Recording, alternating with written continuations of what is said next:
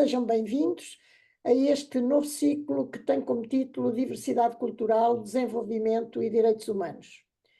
Vão decorridos 75 anos da proclamação da Declaração Universal dos Direitos Humanos pela Assembleia Geral das Nações Unidas. A extraordinária visão dos redatores desta declaração permitiu pela primeira vez elaborar um documento que articula os direitos e liberdades inalienáveis de cada ser humano que deles é titular. Esta declaração constitui um instrumento para que todo o ser humano tenha uma vida justa e decente e possa lutar contra a opressão, a desigualdade, a impunidade e as afrontas à vida e à dignidade humana. Cada vez que relemos esta declaração, apercebemos de que parte considerável da humanidade não goza destes direitos. Chamo aqui a atenção, por exemplo, para o artigo 1º desta declaração, em que, cito, todos os seres humanos nascem livres e iguais em dignidade e direitos, são dotados de razão e consciência e devem agir em relação uns aos outros com espírito de fraternidade. Mas, de facto, a liberdade, a igualdade, a dignidade e direitos onde é que estão? Face às desigualdades crescentes, à falta de liberdade, à falta de dignidade em que vivem muitos milhões de seres humanos, resultantes de migrações, ausência de condições dignas de vida, de fome, de guerras fraticidas e morte de inocentes. Neste mundo conturbado em que vivemos, parecendo esquecer os direitos proclamados há 75 anos, julgamos fundamental relembrar esta declaração, o que seguramente nos conduzirá a uma reflexão sobre o papel de cada um para uma consciencialização do dever de respeitar os direitos individuais, pois só assim a Declaração dos Direitos Humanos poderá ser minimamente cumprida, salientando em particular o que se refere aos artigos 2 a 9. Este ciclo pretende contribuir para uma reflexão sobre os direitos humanos e assim alertar para o papel de cada homem no cumprimento destes direitos. Neste momento, eu gostaria de agradecer, em primeiro lugar, às senhoras professoras Maria Manuela Tavares Ribeiro e Maria de Jesus Cabral, coordenadoras deste ciclo, a quem devo a excelente programação. E uma palavra muito especial de agradecimento a todos os professores que connosco abraçaram esta ideia e nos vão conduzir ao longo deste percurso, transmitindo-nos o seu importante conhecimento. Ao Diário de Notícias, na pessoa do Dr. Jorge Andrade, pela valiosa colaboração com o Instituto de Altos Estudos, quer na divulgação do ciclo, quer na realização e publicação das entrevistas aos professores convidados. Por fim, cumprimento e agradeço a presença dos que escolheram participar nestas conferências do Instituto de Altos Estudos para passar o fim da tarde. Sr. Professor Daniel Alves, agradecendo reconhecida ter aceitado o nosso convite para falar sobre a Revolução Francesa e os direitos do homem, silêncios e desafios, vou dar-lhe a palavra, mas antes disso pergunto à Sra. Professora Maria de Jesus Cabral se pretende dizer algumas palavras, para passar depois à Sra. Professora Maria Manuela Tavares Ribeiro, que fará a apresentação do nosso conferencista de hoje, professor Daniel Alves. Professora Maria de Jesus, quer usar da palavra, dizer algumas palavras? Muito obrigada, Sra. Professora Maria Salomé. Só mesmo para reforçar, efetivamente, a professora, muito obrigada pelas suas palavras introdutórias. A professora Maria Salomé focou a importância e a atualidade dos direitos humanos, destacando a Declaração Universal dos Direitos Humanos proclamada há 75 anos pela Assembleia Geral das Nações Unidas, e especialmente esses artigos 2 a 9, e enfatizou a visão dos redatores, efetivamente, essa declaração como um instrumento para garantir uma vida digna, uma vida justa, uma vida decente, lutando contra a opressão, a desigualdade, e é para isso que nós aqui estamos também, para frisar a importância do respeito da diversidade cultural, dos pluralismos culturais, tão necessários como a diversidade biológica, e aqui estou a fazer um pequeno piscar de olhos à professora Cecília Leão, que também está aqui na Universidade do Minho. Eu estou a falar-vos da minha sala de aulas, coincidiu com, temos aqui um grupo dos meus alunos de literatura francesa que estudam este semestre o romantismo, e já falámos também desta declaração, digamos, primeira, vamos assim dizer, e eu só poderia talvez fazer uma pequena observação, é que verão pelos títulos das palestras que nós pusemos um bocadinho a tónica neste binómio quase paradoxal entre teoria e prática, entre os princípios declarados e a sua aplicação real. E embora efetivamente os direitos humanos sejam universalmente reconhecidos todos os dias, nós, todas as horas e em todos os lugares, encontram obstáculos na prática devido a fatores que todos nós conhecemos. E isso ressalta não só a importância das ações no terreno, mas também a relevância de iniciativas como estas conferências, e por isso que promovem a consciencialização, o diálogo, e por isso eu também queria reforçar o meu muito bem-aja a todos os conferencistas que aceitaram o desafio da professora Maria Salomé, da professora Maria Manuela e do meu próprio para estarem connosco, e dizer que foi efetivamente também um gosto de trabalhar nesta preparação com estas duas grandes senhoras, que são a professora Maria Salomé e a professora Maria Manuela Ribeiro, com quem tenho aprendido muito. Muito obrigada. Obrigada, professora Maria de Sousa. Então eu passaria a palavra à professora Maria Manuela Tavares Ribeiro, que fará a apresentação do professor Daniel Alves, faz favor. Permita-me, senhora professora, só algumas saudações iniciais. Em primeiro lugar, agradecer o honroso convite da professora Maria Salomé para poder coordenar com a professora Maria Jesus Cabral este ciclo de conferências. Felicito-a vivamente. É sempre com muito gosto, com muito interesse, que colaboro nas atividades que tão oportunamente dirige. Saúdo a colega Maria de Jesus Cabral, agradeço as vossas palavras. Maria de Jesus deu uma excelente colaboração. E agradecer também ao professor Daniel Alves, conferencista, que inicia este ciclo de conferências. Agradecer também ao jornalista Dr. Jorge Andrade, a excelente entrevista que já foi publicada hoje no Diário de Notícias, e agradecer naturalmente a todos os professores que aceitaram de imediato o convite para participar neste ciclo. Um ciclo que se inicia com esta temática, a Revolução Francesa e os direitos do homem, silêncios e contradições. Também no dia de hoje, quando dialogamos, quando debatemos esta questão dos direitos, há silêncios, há contradições e há limites. Portanto, este debate é um debate extremamente importante e profícuo. Muito obrigada. Professor Daniel Alves, muito obrigada por aceder ao nosso convite. É professor no Departamento de História e investigador do Instituto de História Contemporânea da Universidade Nova de Lisboa. Tem um mestrado em História do século XIX, tem um doutoramento em História Económica e Social Contemporânea, e com uma tese com este título tão sugestivo: A República atrás do balcão, os lojistas de Lisboa e o fim da monarquia, 1870-1910. As suas áreas de interesse são a história contemporânea, história económica e social, a história urbana, história das revoluções e as humanidades digitais. Tem vários livros, vários capítulos de livros publicados sobre história contemporânea. Destaco, entre outros, o livro editado pela Imprensa Nacional Casa da Moeda, dado a público em 2022, sobre rebeliões, revoltas e revoluções. Tem vários artigos em revistas científicas nacionais e internacionais, sobretudo na área de história económica e social, também na área das humanidades digitais. Tem sido convidado a editar em números especiais de revistas estrangeiras, colabora em vários projetos de humanidades digitais, em que se destacam atlas cartografia histórica, atlas das paisagens literárias do Portugal continental, e coordena desde 2019 o Laboratório de Humanidades Digitais.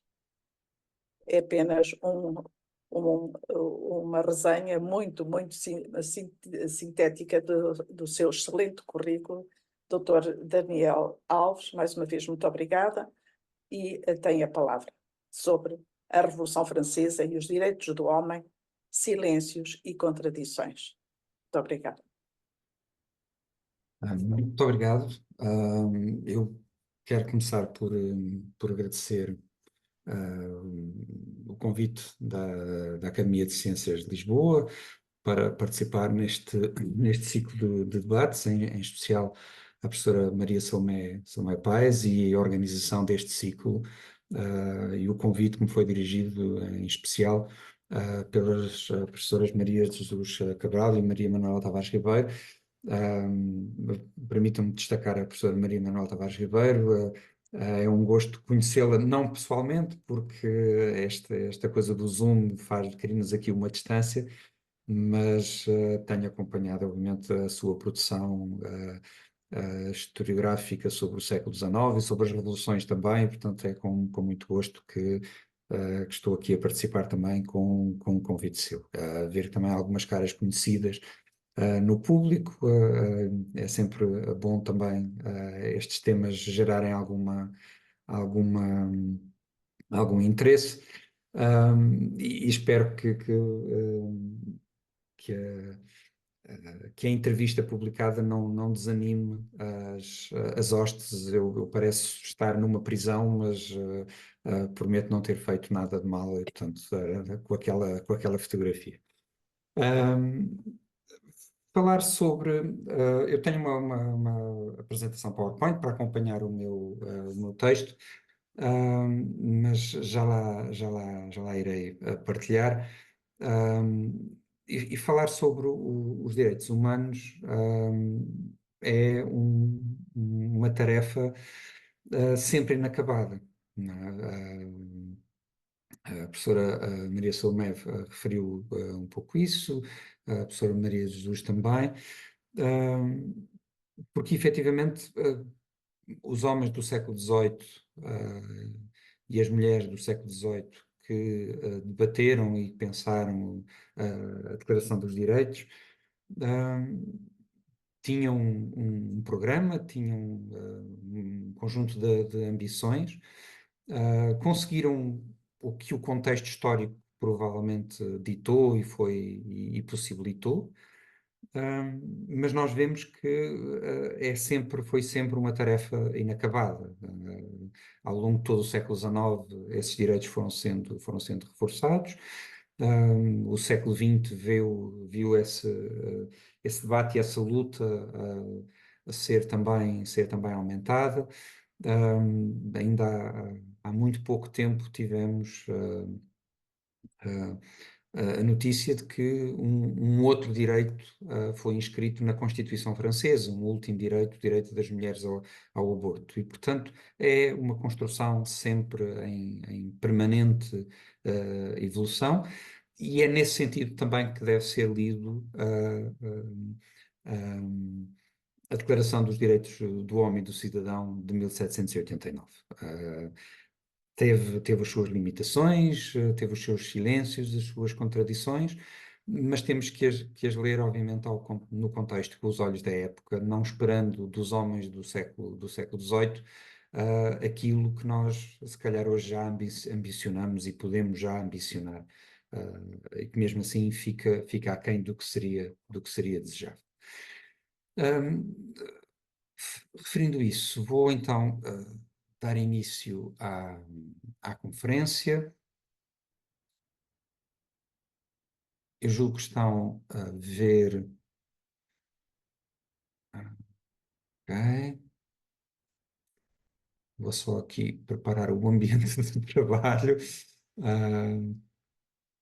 para poder dar início à conferência.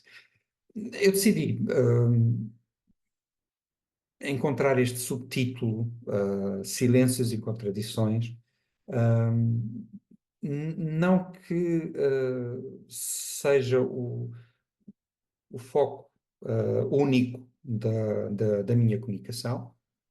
Já irei apresentar brevemente como optei por estruturar a minha apresentação hoje. Mas porque me pareceu que era importante até para um debate que depois se possa fazer e para um início de um ciclo que pretendia precisamente debater os direitos humanos e a declaração de que agora comemoramos os 75 anos, mas porque me pareceu que era importante destacar isso. Falar também, porque dos silêncios também se faz a história, daqueles que, das omissões e de algumas contradições, e é preciso percebê-las para também perceber o impacto de cada um destes momentos, e neste caso o impacto específico deste documento, a Declaração dos Direitos do Homem e do Cidadão, de agosto de 1789. Ora, vamos ver se isto avança. Sim. O que eu trago aqui é uma introdução, a começar, no fundo, a perceber como chegámos àquele documento. Como chegámos a 26 de agosto ao documento que é votado nesse dia, com a promessa de os deputados, quando votam com a promessa de regressar ao documento enquanto passavam depois à discussão da Constituição, e a Constituição acaba depois por ser publicada em 1791, mas o que é certo é que nunca mais voltaram ao documento, e o documento assim ficou da forma como foi votado em 26 de agosto de 1789. E é um pouco falar sobre o nascimento deste documento e os debates que estão na sua origem, quer na Assembleia Nacional Constituinte, quer no período anterior, e que explicam, no fundo, em parte também, aquilo que são os compromissos, as omissões, os silêncios que este documento tem. E é efetivamente um texto, numa segunda parte da apresentação, irei focar então a atenção nesses compromissos que obviamente tiveram de ser feitos entre todos aqueles que participavam nos Estados Gerais e depois na rebatizada Assembleia Nacional, mas também os debates que se faziam fora da Assembleia Nacional, na imprensa, na opinião pública de Versalhes e de Paris na altura. Falar um pouco então aí nesta parte da apresentação das contradições e dos silêncios que a mesma tem. E um desses silêncios é precisamente o papel político das mulheres, que está ausente da declaração, mas que depois tem uma proposta em 1791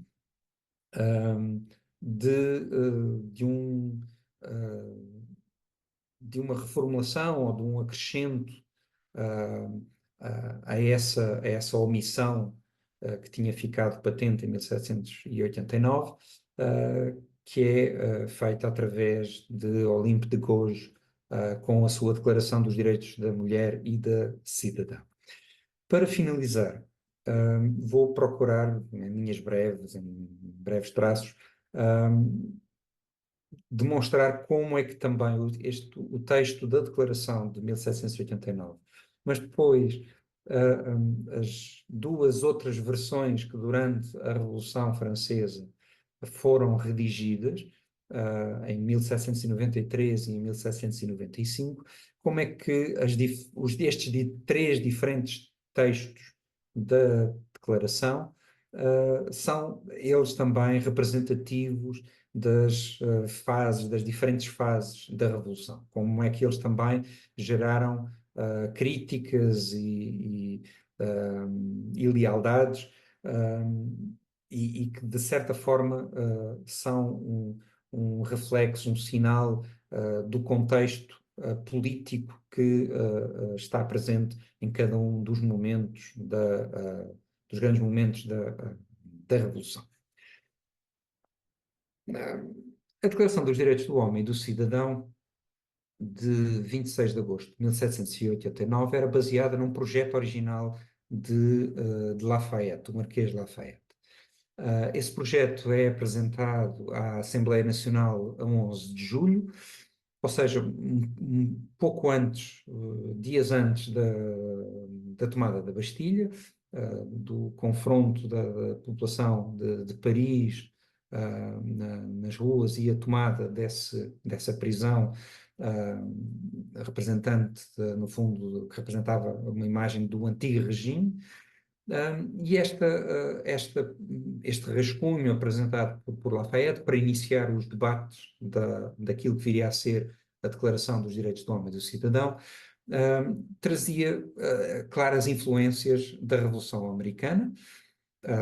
Lafayette tinha participado nas guerras da independência americana, estava em contacto com os políticos e um conjunto de amigos que tinha feito durante essa sua estadia nos Estados Unidos, e aparentemente o texto tinha incorporado um conjunto de sugestões de Thomas Jefferson, que à época era embaixador dos Estados Unidos em Paris.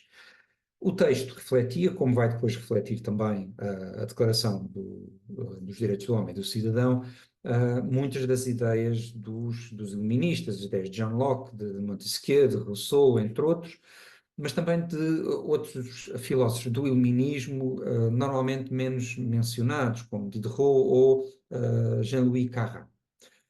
O primeiro, Diderot, tinha escrito na sua enciclopédia uma pequena entrada sobre direito natural, ou leis naturais, entendidas como aquelas que continham um sentido de justiça, que seria comum a todos os homens, independentemente do tempo e do local onde estes viviam. Ou seja, era uma concepção das leis e do direito que apontava para o que hoje consideraríamos direitos humanos, na sua universalidade.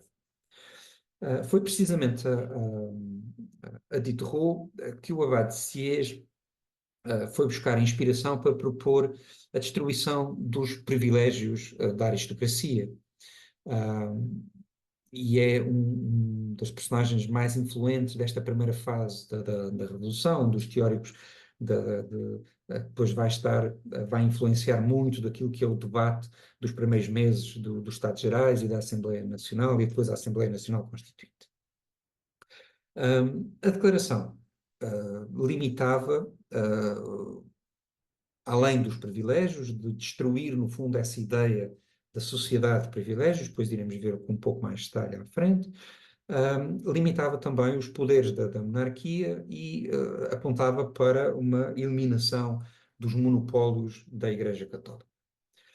Para além da queda do antigo regime, a Declaração construía uma nova sociedade onde dominava agora não o privilégio, mas a propriedade como garante da independência e, nessa medida, como garante dos próprios direitos políticos. Não era referida à autoridade do monarca, mas sim declarados os direitos naturais, inalienáveis e sagrados do homem, que passavam pela liberdade, propriedade, segurança e resistência à opressão. A origem do poder baseava-se na nação. Essa ideia abstrata, que representava um conjunto de indivíduos agora declarados livres e iguais. Era ainda instituída a liberdade de expressão e de religião. Ao fundar-se na justiça universal, a lei ou o direito natural não requeria nenhuma referência a reis, aristocracia ou uma deferência a superiores sociais, negando assim o privilégio de qualquer tipo. Foi esta ideia que no século XVIII evoluiu para o conceito de vontade geral, uma vontade que implicava a união dos indivíduos juridicamente iguais numa sociedade baseada apenas em características humanas universais. Mas, como veremos, mesmo esta formulação tinha limitações.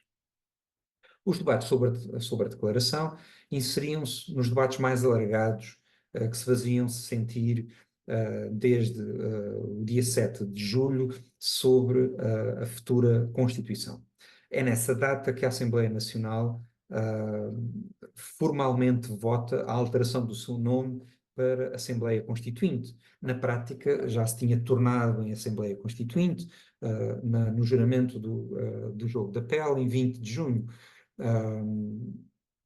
Mas é só em 7 de julho que que a Assembleia vota, no fundo, formalmente constituir-se como Assembleia Constituinte. Decide então dar os passos para a elaboração de uma Constituição e, como preâmbulo dessa Constituição, começou a debater-se a necessidade de uma declaração de direitos. E é nesse âmbito desse debate da Declaração de Direitos que a proposta inicial de Lafayette, de 11 de julho, aparece. Não é a única, como vamos ver, mas é a primeira a ser apresentada. Apesar de ser bem recebida pelos deputados, não foi logo discutida e na Assembleia ganhou uma fação mais moderada que conseguiu fazer votar o envio do texto para um dos subcomitês que a Assembleia Constituinte tinha em funcionamento.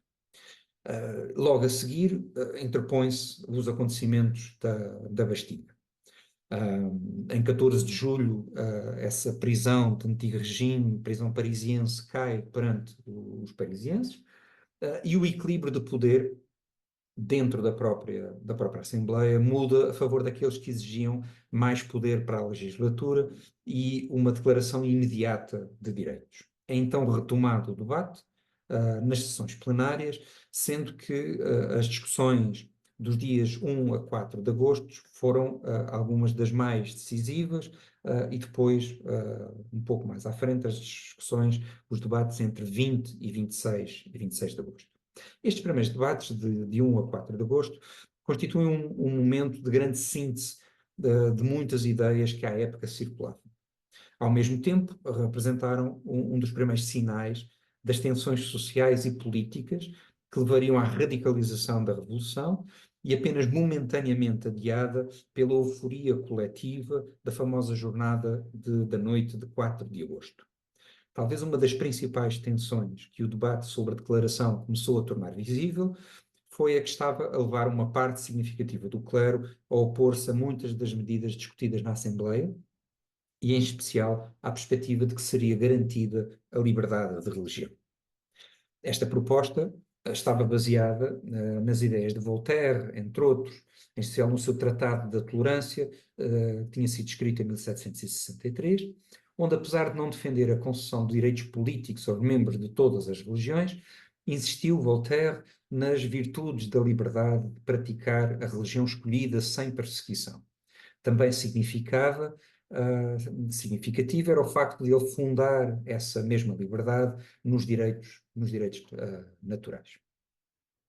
Para além do texto de Lafayette, os deputados discutiram ainda mais 35 propostas de diferentes deputados e 11 outras que tinham sido enviadas à Assembleia por indivíduos ou grupos de indivíduos que não tinham assento nela, mas que participavam nos debates, na imprensa, através da publicação de panfletos, em palestras improvisadas nas ruas, nos cafés. E uma dessas propostas é de Condorcet, o Marquês de Condorcet, um homem profundamente envolvido nos debates dos direitos na época, quer dos direitos do homem e do cidadão, como depois irão ficar plasmados na declaração votada em 26 de agosto. Ele não tinha sido eleito para os Estados Gerais, mas era um homem também envolvido e muito presente nos debates sobre o fim da escravatura ou mesmo nos direitos das mulheres. E, portanto, são todo este conjunto de 36, deixa-me fazer as contas, de 47 textos que vão chegando à Assembleia. Eles chegam entre 9 e 28 de julho de 1789, e na tarde de 4 de agosto, imediatamente antes da célebre jornada da noite que levou ao fim da Sociedade de Privilégios, os deputados votaram a urgência de discutir e publicar essa Declaração de Direitos, que serviria então de preâmbulo à Declaração. Os textos são então depois remetidos a uma comissão que tinha como função preparar um esboço final para depois ser debatido nas sessões plenárias.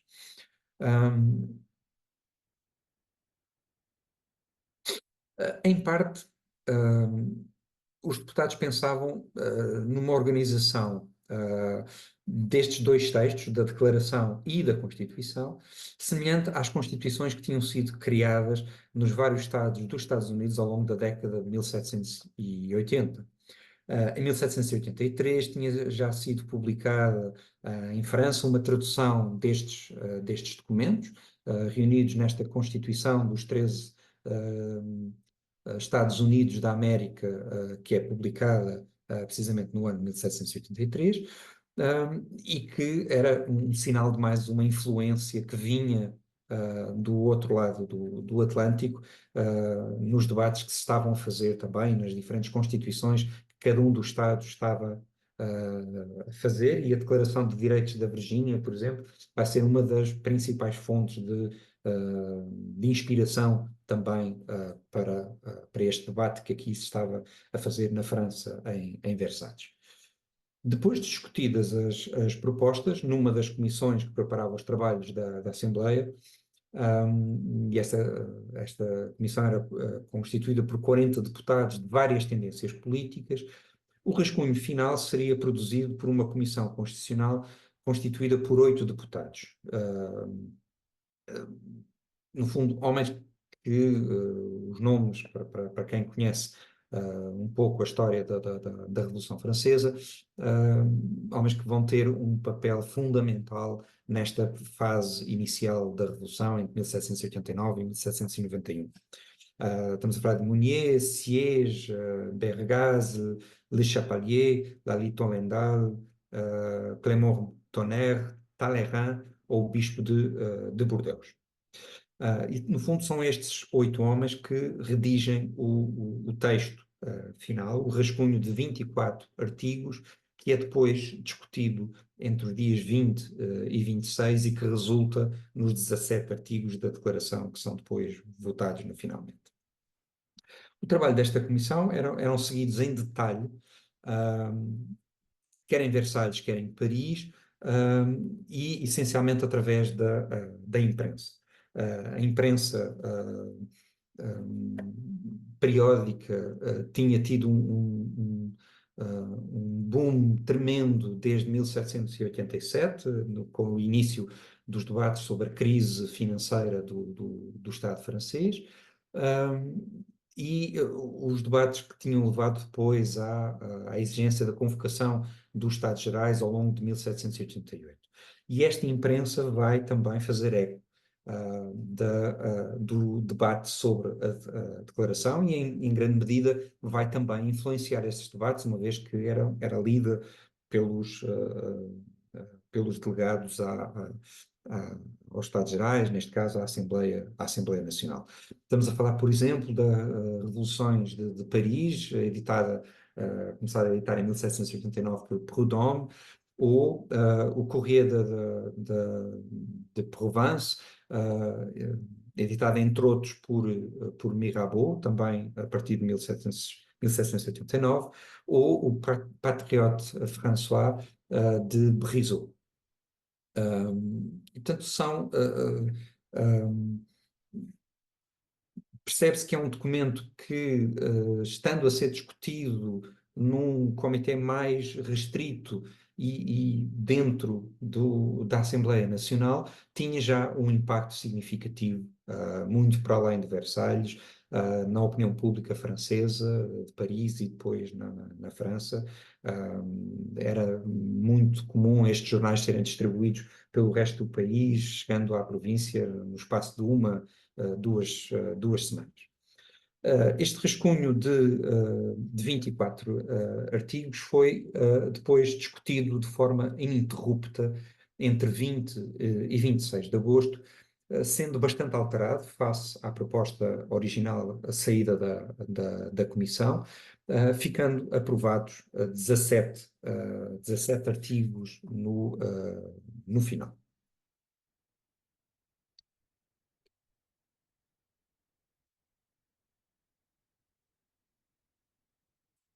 E era um texto, efetivamente, de muitos compromissos, algumas contradições e alguns silêncios também. E os compromissos, percebe-se, de 47 textos, alguma coisa tinha de sair e outras ideias teriam de entrar. Estamos a falar de uma Assembleia onde os consensos eram muito difíceis e onde se tinha iniciado precisamente com um forte antagonismo entre os três grupos representados nos Estados Gerais. Uma maioria esmagadora da nobreza tinha-se inicialmente oposto aos debates e à forma como o terceiro Estado exigia que estes debates fossem feitos, logo em maio de 1789. Cerca de metade, um pouco mais de metade do clero tinha-se oposto também a essa nova organização da representação política que o terceiro Estado estava a demandar. Mas os debates entre maio e junho, julho de 1789 tinham acabado por trazer algum consenso, mas obviamente estes dois grupos da nobreza e do clero, sendo os que mais usufruíam da sociedade de privilégios, do privilégio, dessa exceção à lei geral, no fundo, na etimologia da palavra, se formos remeter à etimologia da palavra, essa lei privada que cada grupo, que algumas cidades, inclusive na França, tinham. E, no fundo, a discussão sobre o fim dessa sociedade gerava, obviamente, resistências. E, portanto, nesse sentido, há um compromisso social, há um compromisso político feito dentro da Assembleia, e há depois um conjunto de outros compromissos que são impostos pelo próprio debate ao longo dos dias 20 a 26. O texto tinha não só estes compromissos, tinha um conjunto de contradições, já lá iremos ver com um pouco mais de detalhe, e tinha omissões, obviamente, tinha silêncios também. Os mais significativos, o que não quer dizer que fossem por esta ordem nos debates da época, mas que são talvez aqueles que mais nos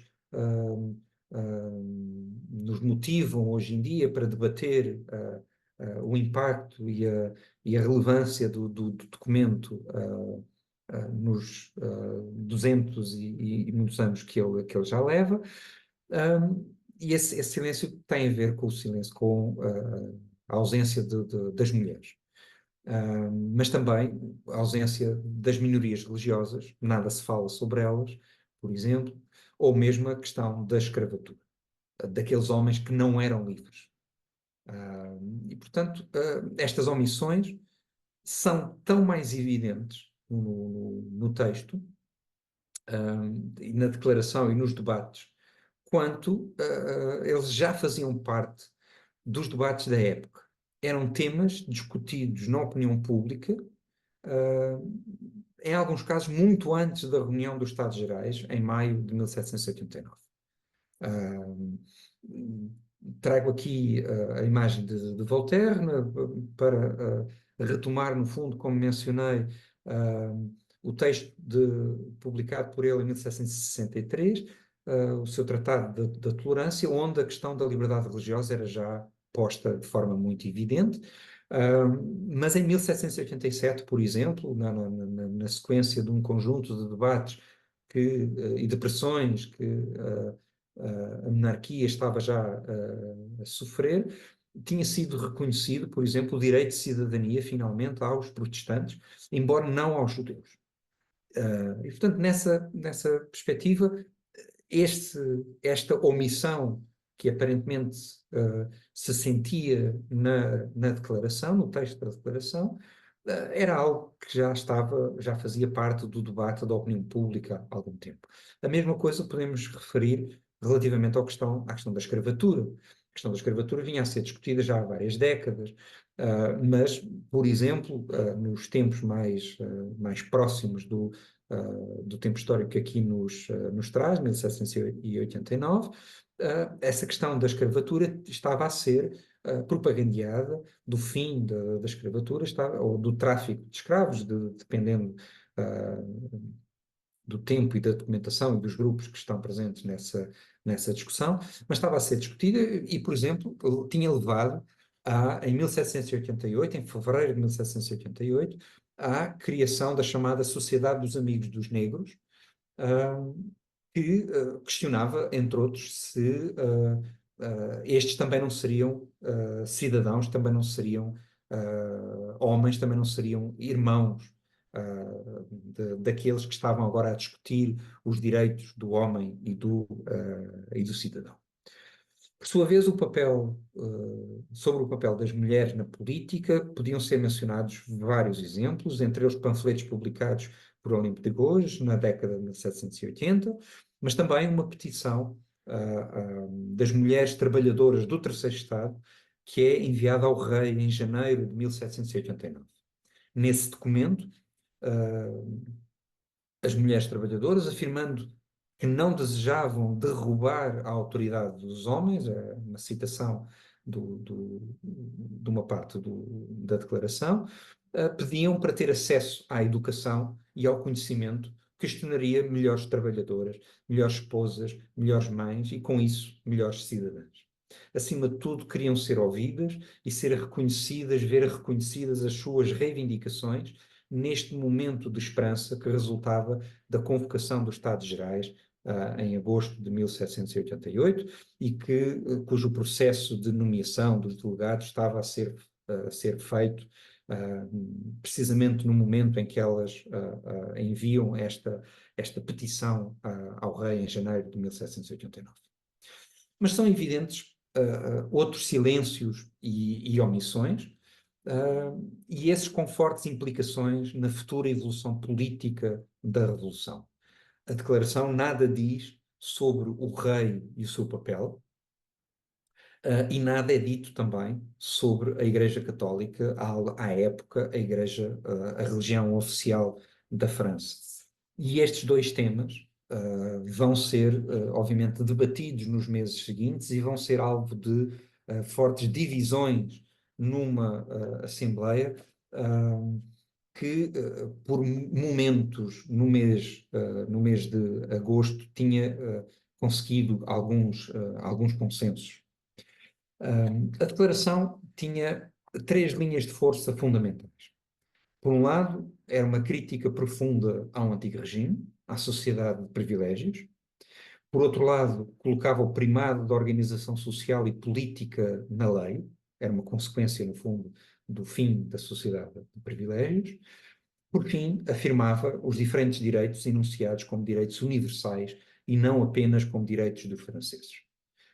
E isso vai ser, no fundo, também importante para se perceber depois, muito mais do que as outras duas versões que a declaração vai ter, em 1793 e em 1795, esta durabilidade, esta influência na França, na Europa e um pouco por todo o mundo, que a declaração de 1789 vai ter.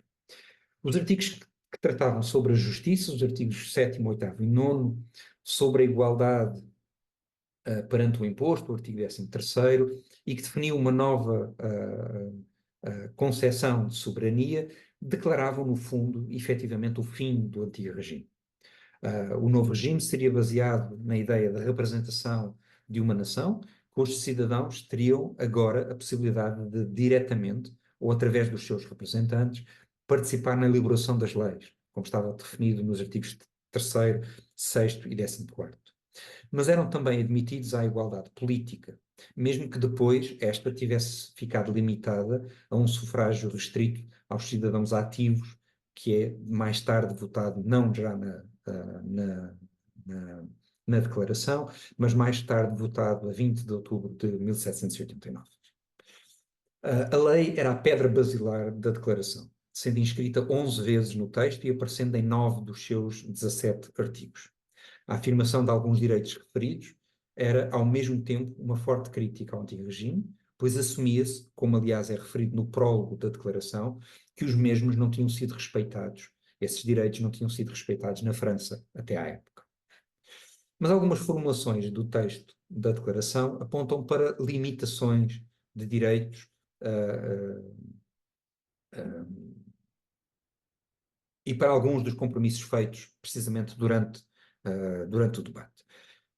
Inicialmente houve um debate sobre se efetivamente a Assembleia Nacional deveria votar não só uma declaração dos direitos, mas também uma declaração de direitos e deveres do cidadão. E isso foi recusado, mantendo-se apenas na declaração os direitos e não os deveres, por 570 a 433 votos a favor. E, portanto, o debate que vemos ocorrer entre 20 e 26 de agosto faz apenas sobre os direitos. E, efetivamente, o texto mostra, então, essas limitações e alguns desses compromissos. Estão presentes na própria definição dos direitos e deveres dos representados, pois se, por um lado, lhes é concedido o direito natural de resistência à opressão, o artigo 2º referia isso expressamente, por outro, é referido como crime a resistência à lei votada pelos seus representantes, artigo 7º.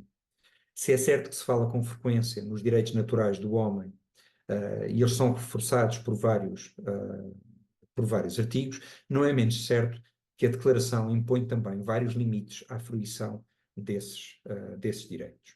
Um desses limites é o que é imposto à liberdade, pois apesar de ser um dos direitos naturais, a liberdade seria limitada pela necessidade de proteção e segurança dos indivíduos, nos artigos 4º e 5º, e pela necessidade de proteger a ordem estabelecida pela lei, nos artigos 5º, 10º e 11º.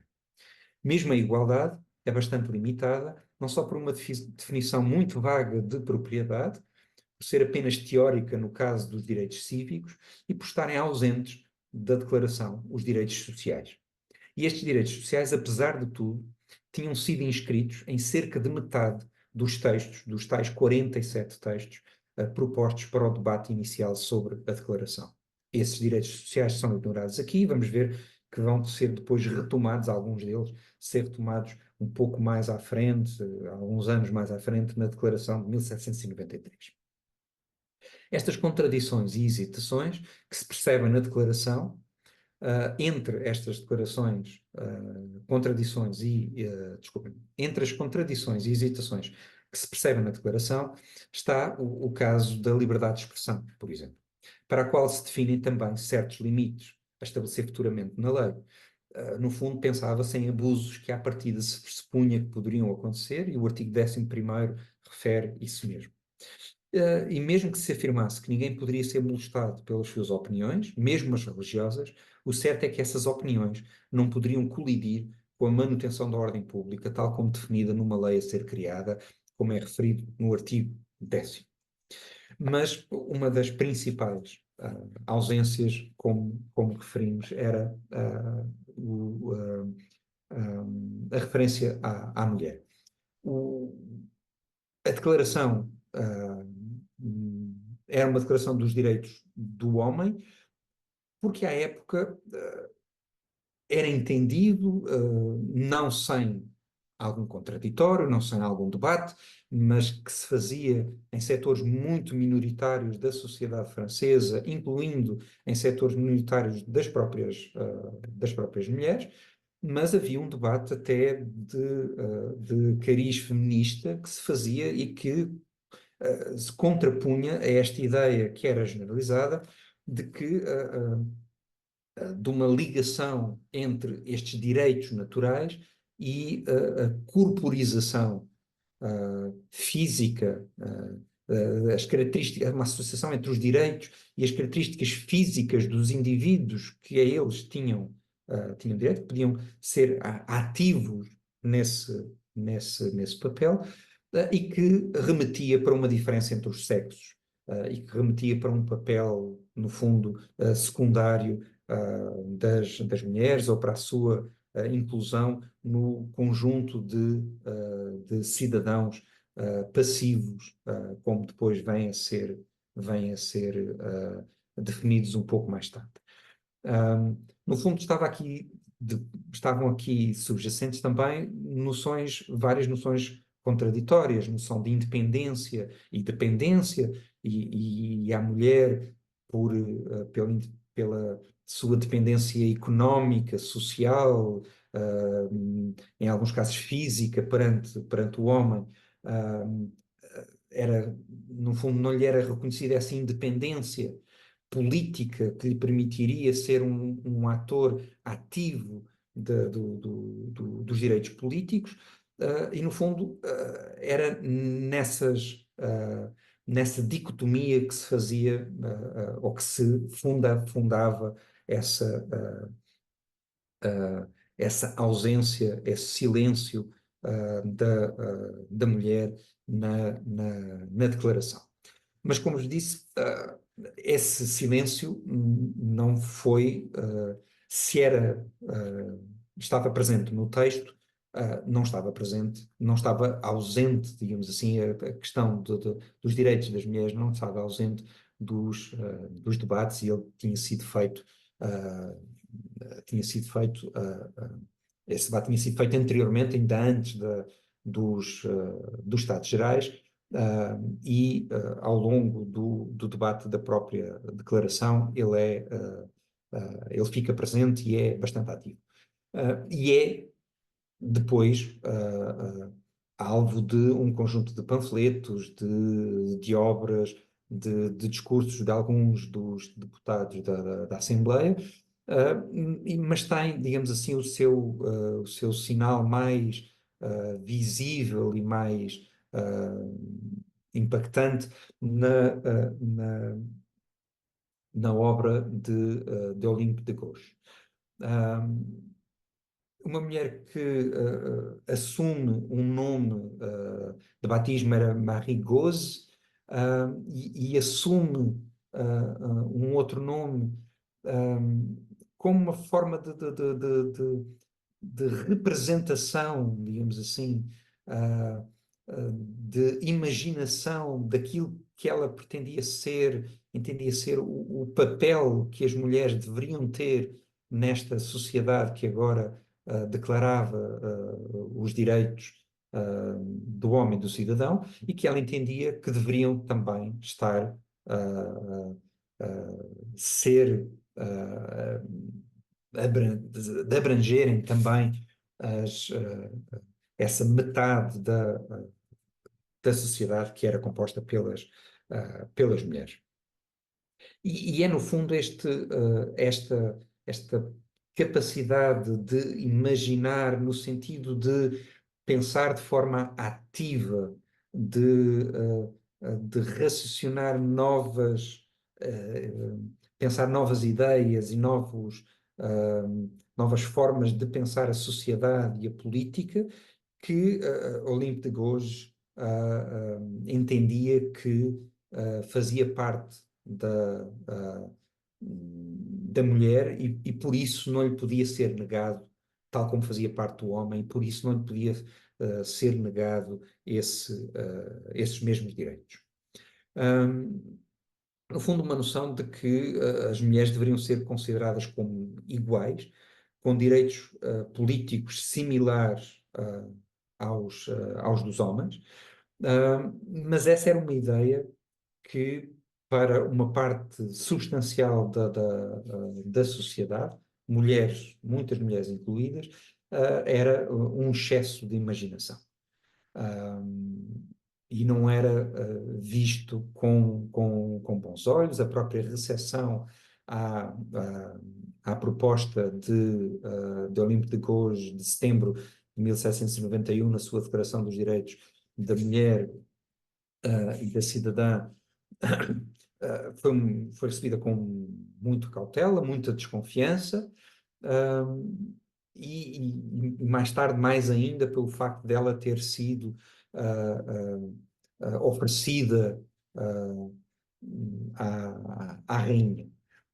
Olimpo de Gouges, quando escreve, quando publica a sua declaração, dedica a Maria Antonieta na época. Mas, no entanto, apesar deste debate, ou como disse, era um debate apesar de tudo limitado. Por exemplo, nos diferentes concursos que tinham sido feitos nas várias academias que se espalhavam um pouco pela França, nas vésperas da Revolução e depois ao longo deste primeiro período da Revolução, havia vários concursos de debates de ideias, debates políticos, debates cívicos. Se foram feitos debates sobre a questão dos direitos, da igualdade, da liberdade, dos direitos do homem, da cidadania, mesmo debates sobre a escravatura, em nenhum destes concursos tinha sido proposto um debate sobre os direitos das mulheres, e isso também é significativo da forma como esse silêncio era imposto a essa metade da sociedade. Para os mais radicais, a declaração de Olimpo de Gouges era vista com muita desconfiança. Não só por esta referência a Maria Antonieta, mas precisamente porque não se concebia para uma parte substancial. Havia honrosas exceções, obviamente. Condorcet é um desses homens que depois, cedendo à Assembleia Legislativa a partir de 1791, mas ainda antes, vai propor e vai defender precisamente a igualdade de direitos da mulher e a sua ascensão à cidadania e o direito de voto que ela também deveria ter. Mas uma parte dos deputados efetivamente olhava com alguma desconfiança esta proposta. O facto é que, mais tarde, quando o clima político muda, quando a fase relativamente moderada inicial da Revolução termina com o fim da monarquia em 1792 e com a ascensão do jacobinismo em 1793, esta posição, esta dedicatória da declaração a Maria Antonieta passa a ser encarada como muito suspeita. A própria Olimpo de Gouges vai declarar-se em algum, apesar de depois mais tarde se contradizer, mas vai no início de 1793 declarar-se contra a morte do rei, que tinha sido votada, estava a ser votada em janeiro de 1793, e a sua contínua publicação de panfletos, quer a defender os direitos das mulheres, quer a criticar o próprio poder jacobino, como acontece com um panfleto que em julho de 1793 dedica a Robespierre, vai ditar, no fundo, que Olimpo de Gouges, a seguir à morte de Maria Antonieta, que ocorre em outubro de 1793, seja ela também levada à guilhotina em novembro de 1793. A declaração de 1789 e as diferentes versões que ela vai ter, quer em 1793, quer em 1795, no fundo correspondem as três versões a preâmbulos de cada uma das constituições, a Constituição de 1793, 1791, 1793 e 1795.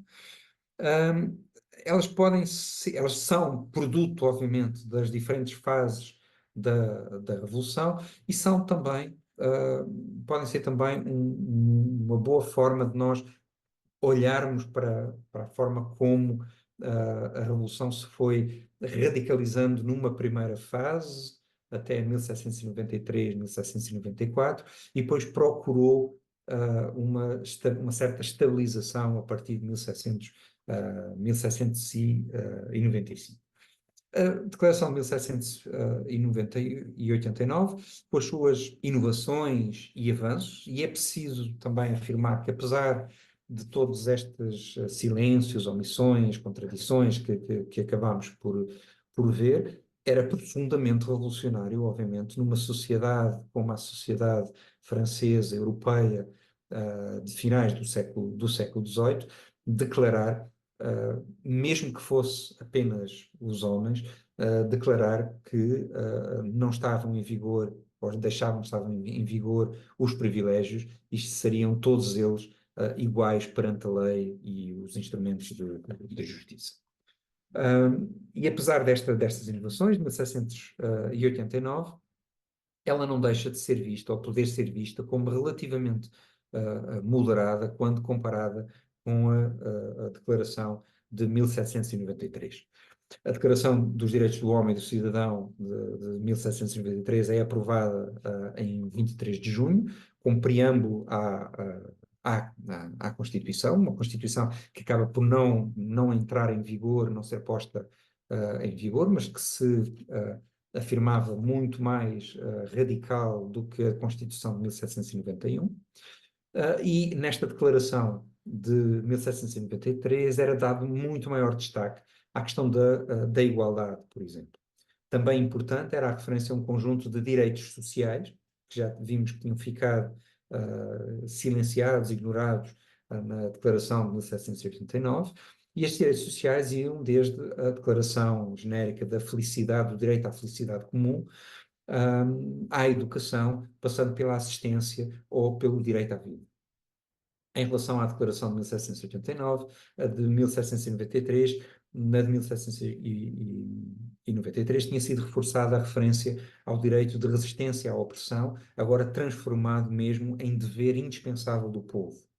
Outra diferença, que apesar de simbólica foi fundamental, resulta no facto da primeira declaração apenas uma vez se falar do povo, e mesmo assim através dos seus representantes. O que aparecia era o indivíduo, o cidadão, o homem, quando muito era feita referência à sociedade. Em 1793, apesar de se falar também de cidadãos e do homem como entidades abstratas, não eram os representantes do povo que proclamavam os direitos, mas sim o povo francês, diretamente, que o fazia. É dos direitos do povo que a Declaração de 1793 trata essencialmente, e é essa característica mais radical ou avançada que vai fazer com que o documento de 1793 seja o principal guia, a principal orientação e aspiração dos movimentos revolucionários de todo o século XIX.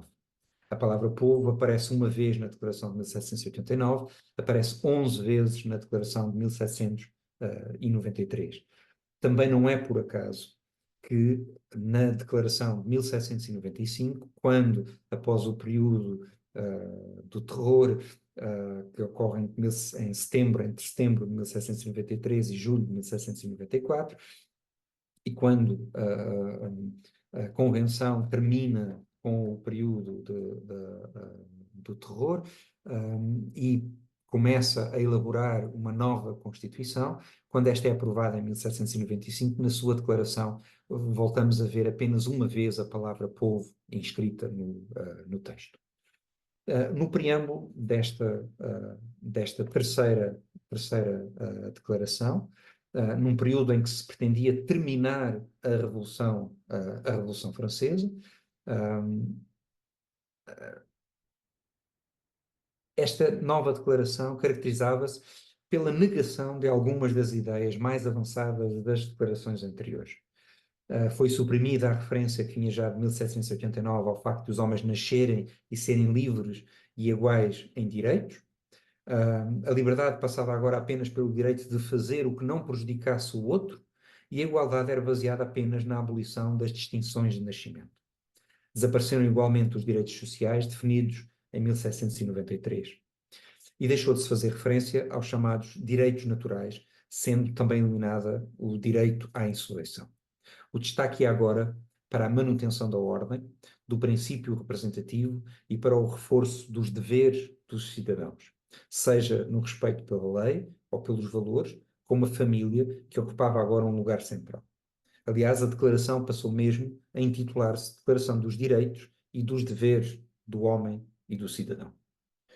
Mas foram mantidas, obviamente, outras conquistas, além das que ficariam registadas nas várias declarações, como foi o caso da emancipação dos judeus em 1791, ou a abolição da escravatura em 4 de fevereiro de 1794, que só seria revogada depois, mais tarde, já com Napoleão. Contudo, apesar de algumas medidas no âmbito do direito civil, casamento, divórcio, por exemplo, e de alguns textos no sentido de lhes serem garantidos direitos políticos, como o de Condorcet ou de Gauche, as mulheres não conseguiram a emancipação cívica com a Revolução Francesa. Estes direitos, a Declaração dos Direitos do Homem e do Cidadão, vão, no fundo, fazer o seu caminho ao longo do século XIX, vão ser inspiração, inclusive em alguns casos textual, para alguns dos artigos da Declaração de 1948, no fundo, apesar de todas estas limitações, apesar destes silêncios, tinha sido um passo gigantesco, um passo revolucionário que a Assembleia Nacional Francesa tinha dado em agosto de 1789, definindo de forma universal, pelo menos para uma parte substancial da nação, esses direitos e essa igualdade e essa cidadania ficaria inscrita na Declaração dos Direitos do Homem e do Cidadão de 1789. Agradeço a vossa atenção e julgo que temos, sou sincero, não controlei o meu tempo, não fui controlando o meu tempo, mas julgo que talvez ainda tenhamos tempo para algum debate, não sei se estava previsto, se não, mas fico eu disponível para ele. Muito obrigado uma vez mais. Muito obrigada, professor, por esta magnífica conferência de introdução deste ciclo extraordinário e como nos mostra, no fim de contas, que as preocupações pelos direitos do homem têm bem 200, começaram seguramente há 200 anos ou mais. E de facto eu admirei a coragem desta senhora, desta mulher, Olympe de Gouges, que já nessa altura defendia os direitos das mulheres e que ainda hoje por vezes estão tão esquecidos, mas eu não diria só os das mulheres, todos estão esquecidos. A minha pergunta, toda esta proclamação, digamos assim, pela França dos direitos do homem e do cidadão, serviram seguramente também muito como inspiração para o documento mais recente, digamos, da Declaração Universal, porque muitos dos direitos que estão aqui consignados não têm grande diferença daqueles que fazem parte da Declaração Universal dos Direitos Humanos, pois não, professor?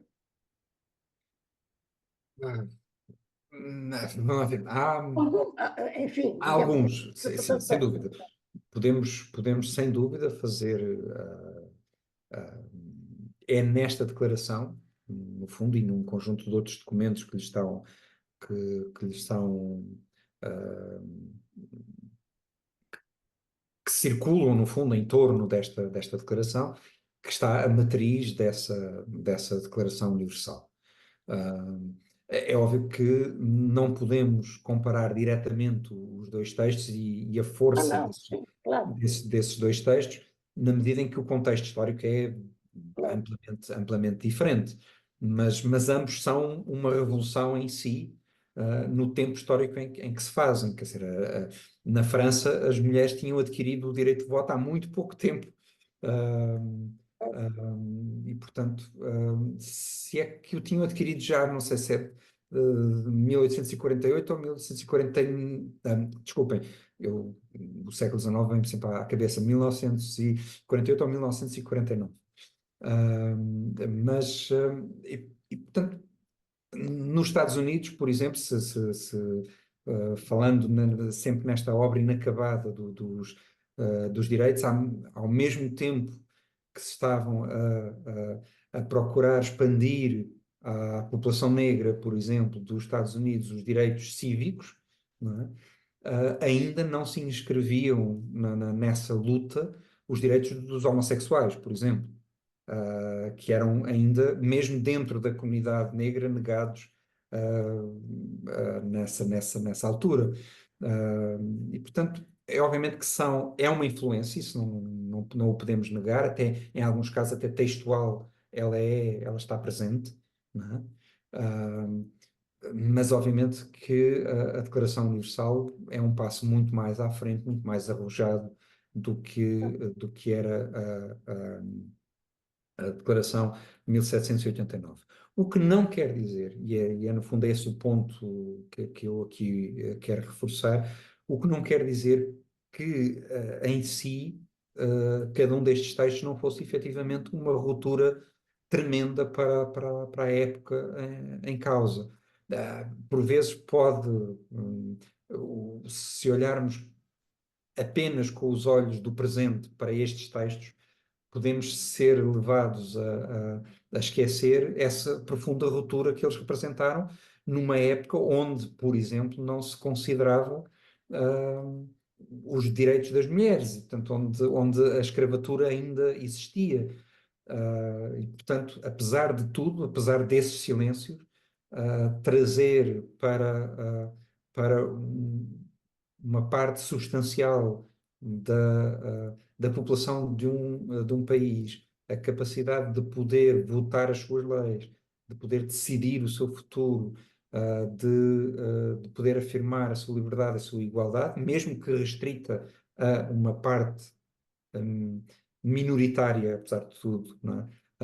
Da população, era profundamente revolucionário. Não é?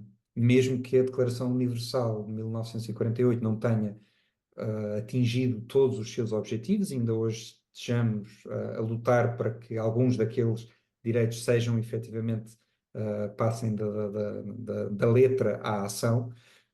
Não podemos também ignorar que tínhamos saído de um momento histórico muito significativo, onde a humanidade tinha esquecido esses valores humanos e, portanto, uma parte da humanidade tinha esquecido esses valores humanos e, portanto, afirmá-los naquele momento era também um momento revolucionário. Eu pedi a quem queira intervir para fazer ou o pedido, indo às reações e levantar a mão a pedir para intervir, ou então fazê-lo fisicamente. Está aqui o professor Acílio, que já tem a mão levantada. Faz favor, professor, tem a palavra. Professor Acílio. Sim, estava a ativar só o microfone.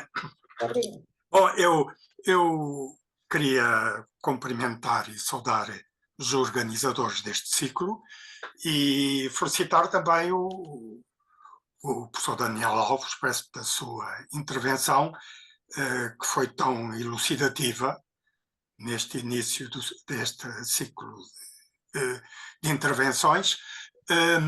E queria apenas, convém dizer, talvez fazer duas corroborações e pôr uma questão. Tudo muito rápido.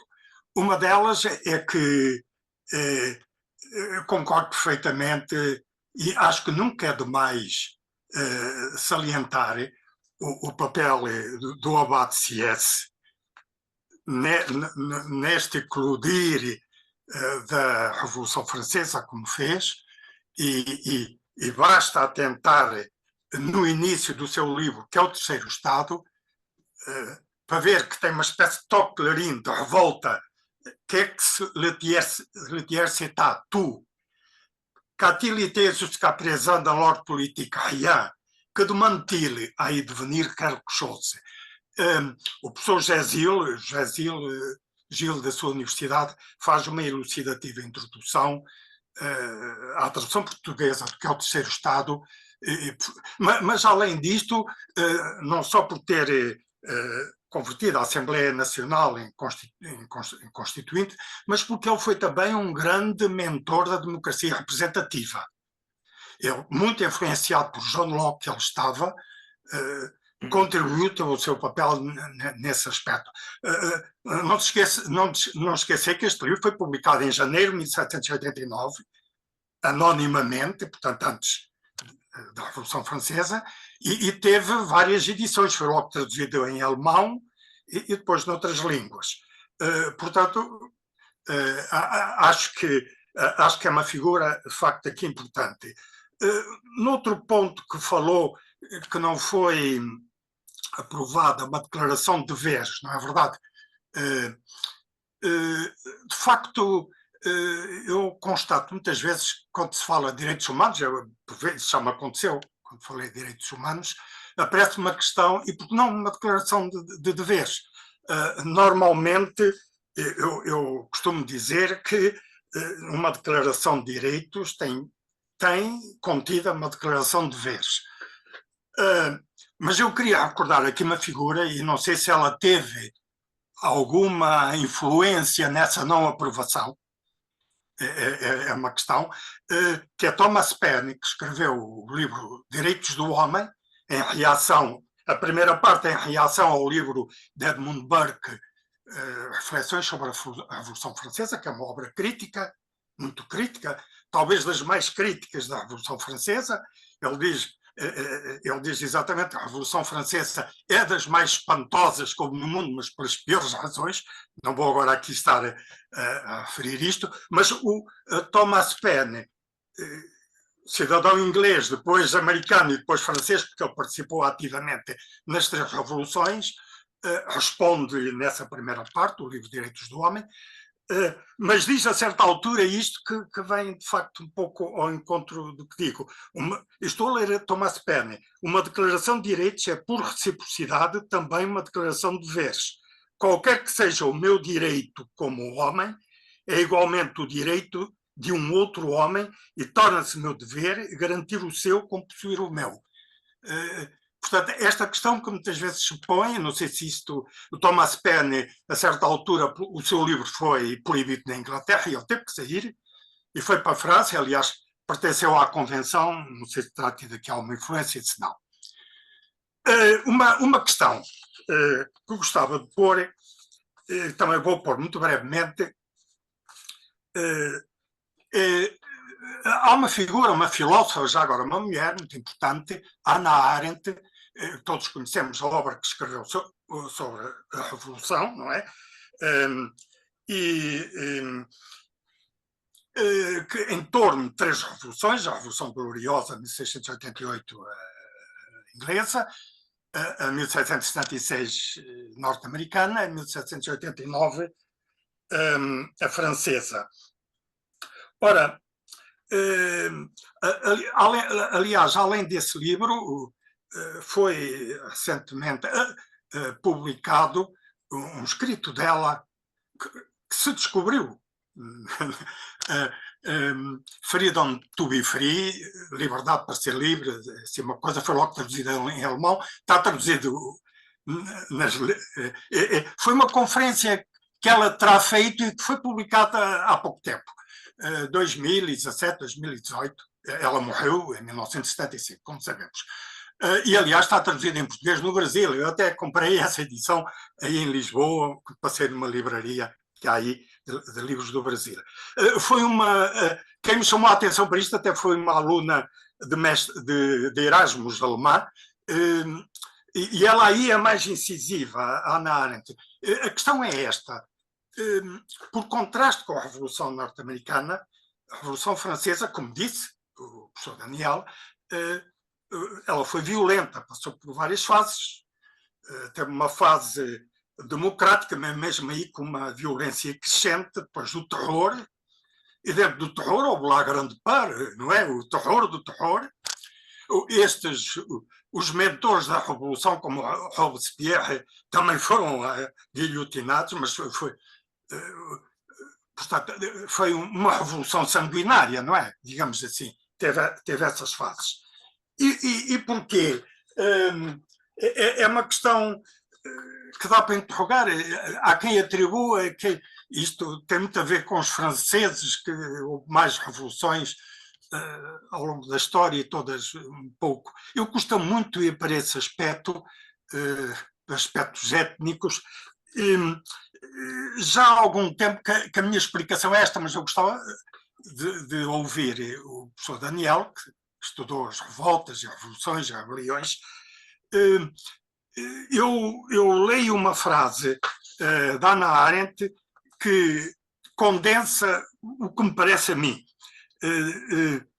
Diz ela: se nos Estados Unidos o problema não era então, como em França, a extrema miséria dos camponeses, todavia, estou a ler palavras da Hannah Arendt, podemos apenas concluir que a instituição da escravidão traz consigo uma obscuridade ainda mais negra do que a obscuridade da pobreza.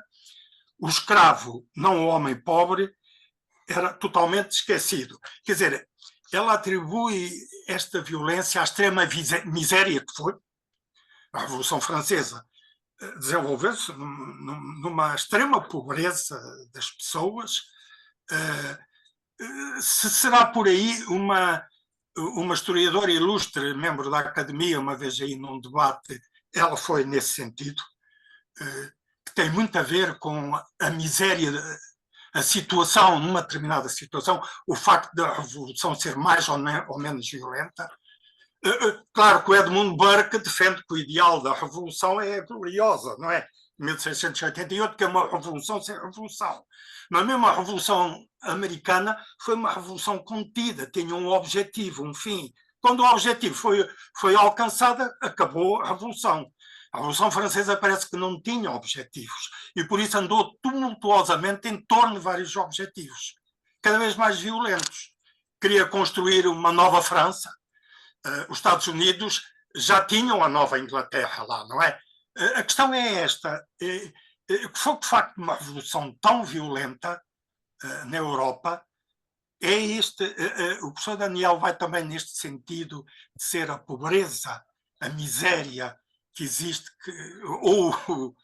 há sempre um tumultuoso complexo de causas, não é? Mas eu esclareço muito a Hannah Arendt, mas enfim, era isto.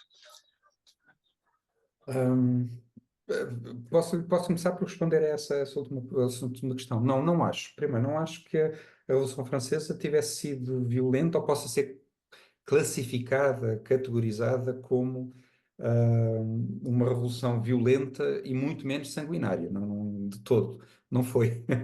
Não foi.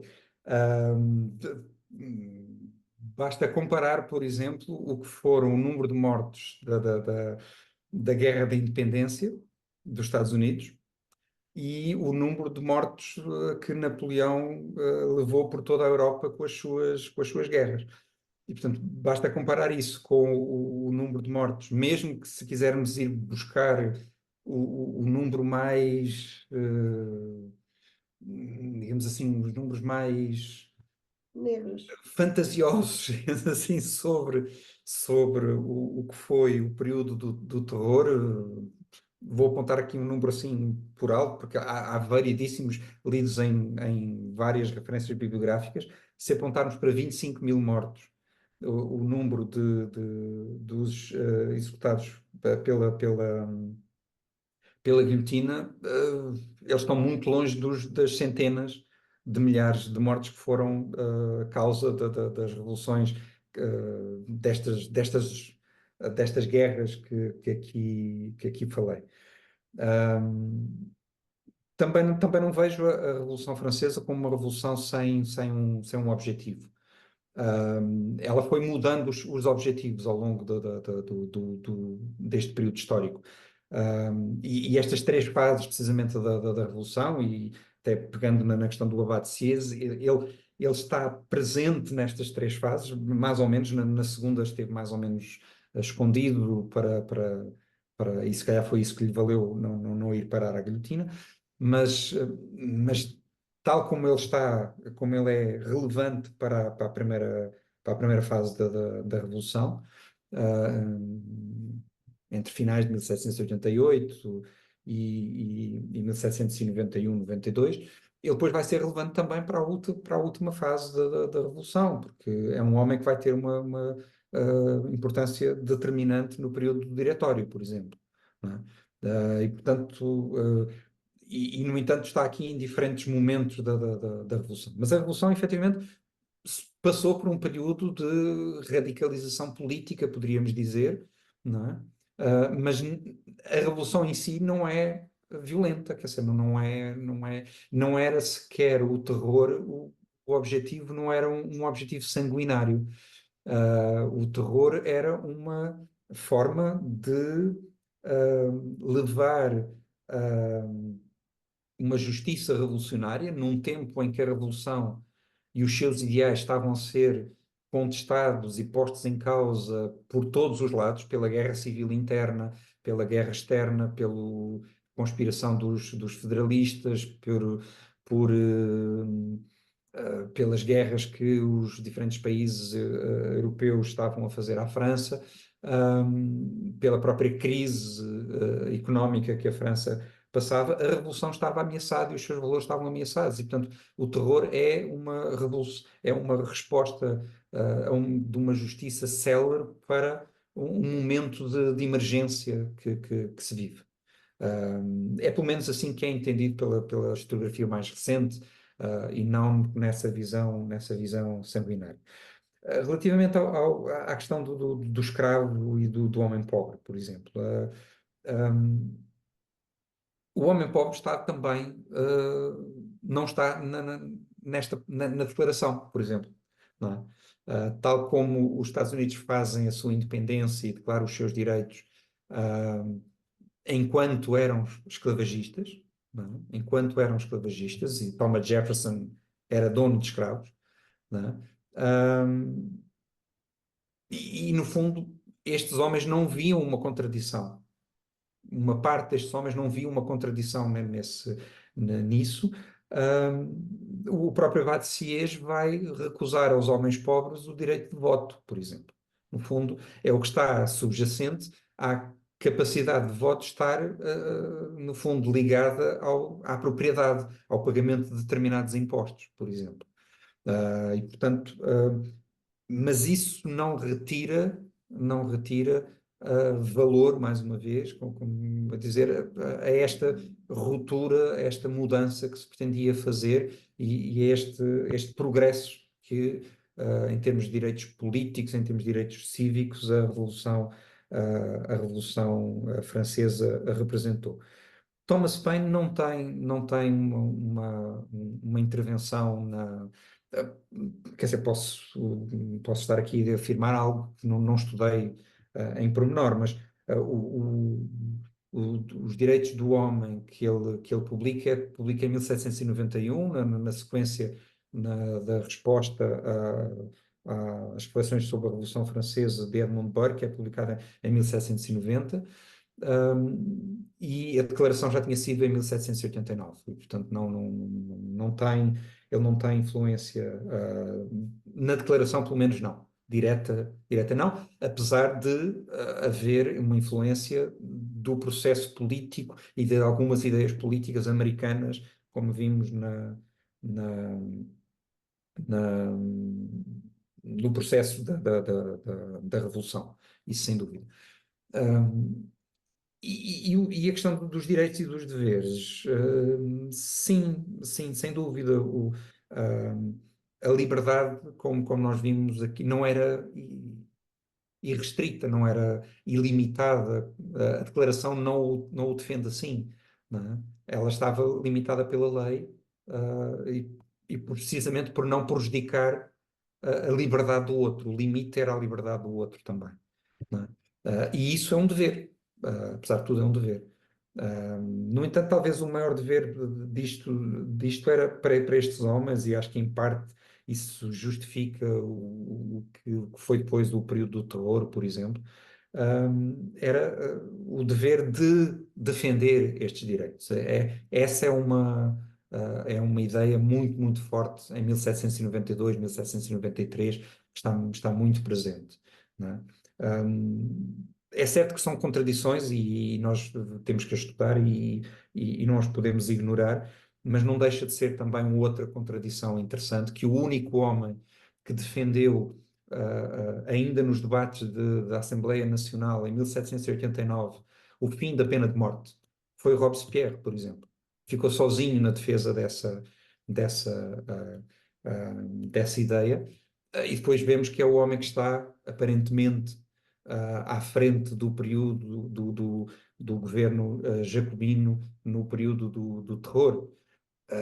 São contradições como estas, como outras, mas que muitas vezes delas influenciadas pelo contexto específico, conjuntural, às vezes, da época. Não sei se respondi a todas as questões, também não queria ocupar muito tempo, porque sei que há outras mãos levantadas também já. Eu há pouco vi mais uma mão levantada, mas agora não estou a identificar. Julgo que é Francisco Carromeu, se estou a ver bem o nome. Faz favor,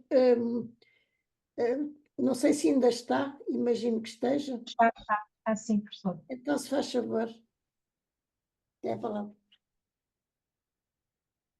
Não está a ouvir, se calhar. Ou então não Eu peço está. desculpa de ser um bocadinho telegráfico, mas era para, no fundo, dar a oportunidade a Porventura não professora tenho. Sílio, provavelmente depois teremos É outras só oportunidades certamente de discutir. abrir o Eu microfone. não tenho Eu julgo que o professor Francisco não tem o som o ligado. microfone ligado. É que eu não estou a conseguir ter aqui. Não sei muito bem porquê, mas não tenho aqui no meu. Tem o Senão, micro desligado, pronto. o Dr. Francisco Romeu. Só mas agora, tenho que. só agora é que consegui desligar. Eu, antes de mais, queria agradecer, queria cumprimentar toda a gente, principalmente a Isabel Nobre Vargas, minha arguente do doutoramento. Não queria fazer perguntas nenhumas, só queria, antes de mais, queria agradecer e queria corroborar tudo o que o professor Daniel Alves disse, também concordo com tudo o que disse. Portanto, não queria fazer perguntas nenhumas, queria Mas também apenas... não é tanto assim. Deve haver muita Eu já- coisa daquilo que eu disse que está errada. Pode eu ser já vou dizer contestada. que eu queria era fazer alguns aditamentos. Em primeiro lugar, queria dizer que estamos em 1789 no princípio de uma revolução que toda a gente tem a noção de que é nova, de que vai trazer algo de novo. E é por isso que os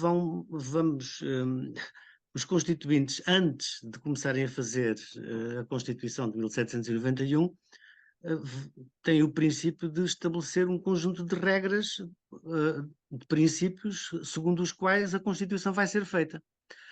Isto é a Declaração dos Direitos do Homem e do Cidadão, que depois vai ser aprovada mais tarde. Mas a intenção inicial foi estabelecer as bases, ou as linhas vermelhas, como agora se diz, as linhas vermelhas, as quais que não se devem ultrapassar ao fazer a Constituição. Depois da Constituição feita, acabou por se entender que ela devia de fazer parte da própria Constituição, e é por isso que ela fica como preâmbulo. Ela fica como preâmbulo porque os constituintes tiveram uma noção de que devia de fazer parte, devia de ser, não como artigo, não como capítulo, mas com uma estrutura. A de 1793 é também óbvia, porque se tinha que mudar a Constituição, porque a França já não era uma monarquia, passava a ser uma república, tinha que pelo menos alterar alguns artigos que definiam o regime como monárquico. E é por isso que, ao fazer uma nova Constituição, a de 93, também se mexeu na declaração. E a declaração, que tinha inicialmente 17 artigos, vai passar a ter 30 e tal, porque... mas a intenção era essa. Também na de 93, a declaração vai ser preâmbulo, tal como a de 95, também vai ter a declaração com preâmbulo. Já não é a mesma, como foi dito muito bem pelo professor Daniel Alves, agora vai-se colocar alguns limites, eu discordo do valor da introdução dos deveres. Os deveres aqui limitam os direitos. Os deveres colocados na Declaração de 95 limitam os direitos inicialmente ditos. E já agora, em relação aos direitos, também queria fazer um bocadinho de história. A primeira declaração que eu conheço deste tipo talvez seja o Bill of Rights de 1689, que é aquele documento que é aprovado no Parlamento inglês a corroborar a Revolução de 1688. Mas este documento, a Declaração de Igualdade entre todos os cidadãos, é apenas para unir católicos e protestantes. Era a ideia inglesa de 1689, era apenas colocar católicos e protestantes na mesma base. Não mexe em mais direitos nenhuns, depois são competências do Parlamento, mas o princípio era esse. E como também disse o professor Daniel Alves, em relação à Declaração de Independência dos Estados Unidos, de 76, também é em relação a todos os Estados e a todos os homens. Relativamente aos escravos, queria também já agora referir a existência de um senhor que é muito importante, acho eu, o Abade Grégoire, o Abbé Grégoire, que por acaso, além de ser universalmente reconhecido como um dos primeiros lutadores pelos direitos dos escravos, ou pelo fim da escravidão, ele também é presidente da Assembleia Constituinte Francesa de 1791. Portanto, ele também é presidente dos Estados Gerais, salvo erro, e depois vai ser bispo de Tours, etc. Não é? Outra coisa, outro aditamento. Também fizemos o mesmo em Portugal. A Constituição de 1822, o Manuel Fernandes Tomás tem a noção de que também tem que estabelecer as bases iniciais e faz um documento parecido, que vai chamar Bases da Constituição da Monarquia Portuguesa. Portanto, é um documento também que estabelece os limites aos quais devem estar submetidos as discussões para a Constituição Portuguesa. Portanto, a Constituição de 1822 também tem um documento preparatório inicial, que é as bases da Constituição Política da Monarquia Portuguesa de março, salvo erro, de 1821. E penso que eram só estes aditamentos que eu queria acrescentar, e queria mais uma vez agradecer ao professor Daniel Alves a excelente intervenção que nos trouxe hoje. Muito obrigado. Muito obrigado, muito obrigado. E concordo, quer dizer, concordo com tudo o que disse. Acrescentava apenas que, enquanto os franceses discutiam a sua declaração dos direitos, os norte-americanos estavam a fazê-lo também, mas ao contrário, ou seja, no caso dos norte-americanos, eles tinham aprovado primeiro a Constituição e depois vão publicar a sua Bill of Rights. E aí concordo totalmente com o professor Francisco, quer dizer, efetivamente o que se pretendia aqui era definir aquilo que eram as bases do debate constitucional que seria fazer a seguir, portanto, em 1789. Não é? Mas também por isso a Constituição acabou por ser um compromisso ainda mais moderado do que tinha sido a Declaração a Declaração de 1789. Porque era preciso colocar em prática, era preciso colocar com medidas concretas aquilo que tinham sido os direitos, assim, genericamente ou abstratamente enunciados em 1789. E quando se passou ao concreto, os compromissos foram muito maiores, o debate foi muito mais exigente, e isso levou aqui, efetivamente, e o facto da própria Constituição, na sua redação final, ter sido acelerada após a fuga do rei. Portanto, há ali um conjunto também de contexto, de conjuntura histórica que explica um pouco isso. Mas o que está aqui subjacente é efetivamente o princípio de um processo que se cria de transformação, profunda transformação da França, né?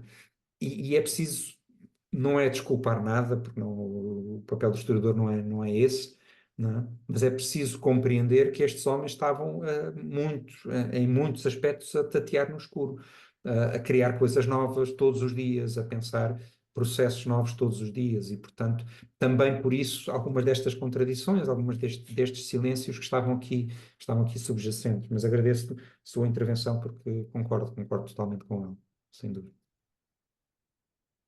Ora, eu não vejo mais nenhuma mão levantar. Ah, está a professora. Eu ia precisamente dizer se a professora quereria intervir, uma vez que não estava a ver mais. Faz favor, professora. Bom, claro, agradecer muito esta revisitação e, como diriam os franceses, de mettre les choses à leur place, não é? Foi de facto muito, muito, muito esclarecedor. E eu, na verdade, eu só queria, porque eu não sou historiadora, eu sou professora de literatura francesa e de literatura comparada, mas quando notamos assim uma coincidência de data, é qualquer coisa assim e efetivamente evocou-me com essa figura de Olympe de Gouges. Lembrei-me de uma figura contemporânea na parte inglesa, e depois fui só confirmar a data, porque eu também dou aqui uma UC que se chama Tradição Literária Ocidental, e trabalhámos o mito Prometeu e uma escritora chamada Mary Shelley.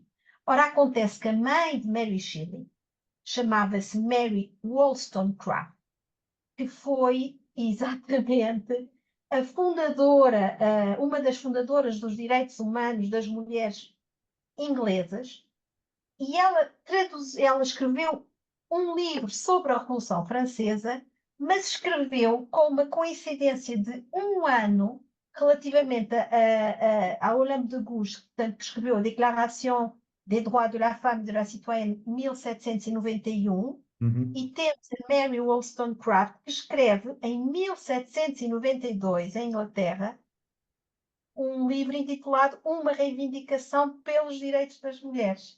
E eu achei essa coincidência absolutamente fantástica, numa altura em que não havia internet, em que as coisas as pessoas não se liam assim em pouco espaço de tempo, e portanto eu não podia deixar de assinalar essa coincidência.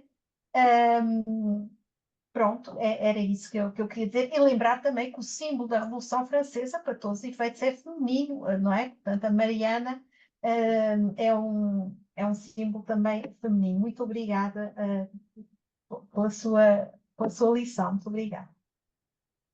Efetivamente, esse texto, não é uma coincidência, porque estava inserido num debate também, precisamente, de afirmação dos direitos das mulheres do outro lado do Canal da Mancha, que era comum. Portanto, o exemplo que eu trouxe de Olympe de Gouges é mas ao longo da Revolução Francesa há várias mulheres que têm um papel, quer mulheres com um papel mais intelectual, como seria o caso de Olympe de Gouges, quer as mulheres diríamos, de uma extração mais popular,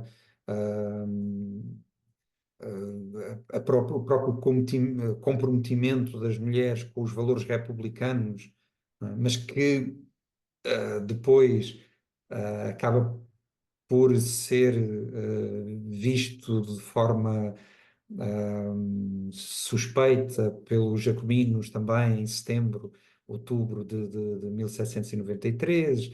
E, portanto, toda essa reivindicação não era feita apenas por uma ou duas mulheres. Há aqui um movimento, efetivamente, um movimento que alguns autores, algumas autoras classificam como de início do movimento feminista, de um olhar feminista sobre os direitos das mulheres, e que era seguido, inclusive, por alguns homens. Condorcet era um dos casos. Mas, por exemplo, a mulher de Condorcet tinha nos seus salões, recebia nos seus salões as discussões políticas do momento. Havia várias mulheres de políticos influentes deste período, de 1791, 92, 93, que abriam os seus salões e eram elas, muitas vezes, que influenciavam as ideias dos maridos, que as levavam, por vezes, à convenção. E, portanto, o papel da mulher foi silenciado e nós sabemos que é uma característica transversal à história, mas não foi de todo insignificante. Quer dizer, algumas das reivindicações podem não ter sido levadas a bom porto naquela altura, mas elas começam aqui, muitas delas. Não. E é engraçado que o próprio Diderot tem um texto sur les femmes em que ele, digamos, interroga ou desconstrói aquele mito de que a mulher tinha um papel muito espartilhado, digamos, na sociedade, não é? Portanto, eu por acaso fui ver e ele diz que as mulheres são plus contraintes et plus négligées dans leur éducation, réduites au silence, lá está a questão do silêncio, não é? Dans l'âge adulte. Portanto, o próprio Diderot, que tem este texto que é também extremamente revelador e sintomático de tudo aquilo que nos mostrou e dessas contradições e dessas passagens e da nossa necessária abertura, digamos, mais holista a este tipo de questões que quebram as velhas, digamos, dicotomias, vamos assim dizer. Mas pronto, não queria, era mesmo uma observação.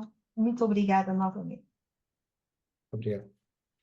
Bom, não havendo mais ninguém que queira usar da palavra, eu agradeço de novo ao professor Daniel Alves esta extraordinária informação que nos trouxe, aliás, também revelada pelo despertar de toda esta discussão tão frutuosa, e convido-os a todos a estarem connosco também na próxima quarta-feira, à mesma hora, onde teremos a professora Patrícia Jerónimo a falar-nos sobre diversidade cultural e direitos das minorias no direito internacional dos direitos humanos, teoria e prática.